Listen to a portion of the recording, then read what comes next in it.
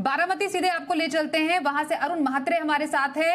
अरुण, क्या तस्वीरें हैं? बहुत ही इंपॉर्टेंट सीट है बारामती। चाचा भतीजे के आपस की जो ये जंग रहने वाली है, कितनी दिलचस्प है?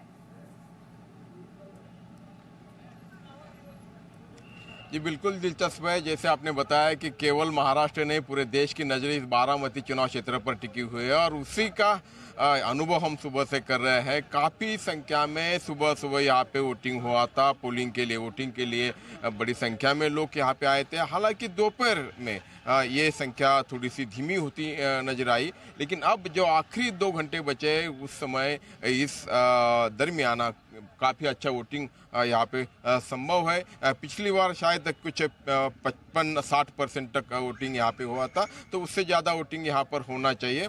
और चूंकि बात ऐसे है कि यहाँ पे जैसे आपने कहा है कि चाचा भतीजे के बीच ये लड़ाई है, पवार वर्सेस पवार के बीच ये लड़ाई है, तो ऐसे में कौन सा पवार बाजी मारता है? क्योंकि शरद पवार वर्सेस अजित पवार की लड़ाई है और अजित पवार खुद चुनाव में यहाँ पे उतरे हुए और शरद पवार की ओर से अजित पवार के भतीजे युगेंद्र पवार यहाँ चुनाव क्षेत्र से चुनाव लड़ रहे हैं। तो इस क्षेत्र की ओर सारी देश की नज़र टिकी हुई है और जैसे अभी कहा है कि यही चुनाव क्षेत्र है जिसने अजित पवार को रिकॉर्ड ब्रेक वोटिंग से वोटों से पिछली बार जिताया था। लेकिन पिछली लोकसभा चुनाव में यहीं पर अजित पवार की पत्नी सुनेत्रा पवार, उन्हें हार का सामना करना पड़ा था। सुप्रिया सुले जो कि शरद पवार की बेटी है, उन्होंने सुनेत्रा पवार को यहाँ पे मात दी थी और अब फिर से एक बार विधानसभा असेंबली चुनाव हो रहे हैं और इस चुनाव में अजित पवार विरुद्ध अजित पवार के खिलाफ उनके भतीजे युगेंद्र पवार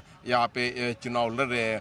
तो क्या अजित पवार पिछले लोकसभा चुनाव में जो हार उन्हें यहाँ पे सहनी पड़ी थी, हार का सामना करना पड़ा था, तो क्या उससे बाहर आकर अपनी हार को इस बार जीत में बदलते हैं? इस पर इसके बारे में काफ़ी यहाँ पर उत्सुकता है।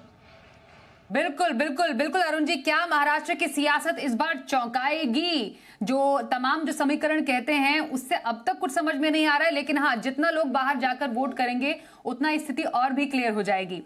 महाराष्ट्र में तो मतदान चल ही रहा है, कहीं पर कुछ नरम, कहीं कुछ गरम, लेकिन